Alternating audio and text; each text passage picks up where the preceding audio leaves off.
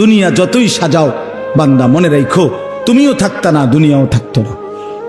তুমিও যেমন মৃত্যু হবে, এই কায়নাতেরও মৃত্যু হবে।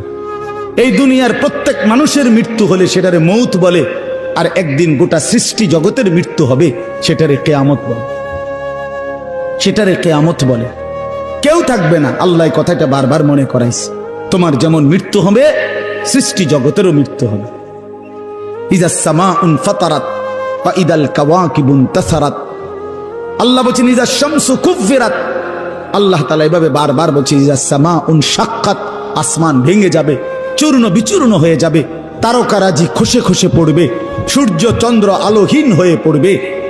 আল্লাহ তাআলা বলেন ইদা রাজ্জাতিল আরদু রাজ্জা, জমিন পাউডারের মতো রেজা রেজা পাউডার হয়ে যাবে। আল্লাহ তাআলা বলছে পাহাড়গুলো তুলার মতো ধুলির মতো উঠতে থাকবে।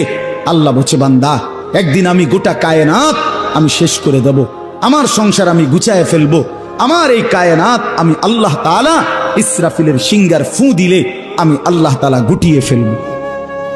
এই কথাটাই আপনাদের সামনে এখানে আমি শুনাইতে চাই, এই অল্প একটু শুনে। আল্লাহ তাআলা এখানে এই কথাটাই তুলে ধরছেন কোরআনের বহু সূরায় যে বান্দা এই সৃষ্টি জগৎ একদিন থাকবে না।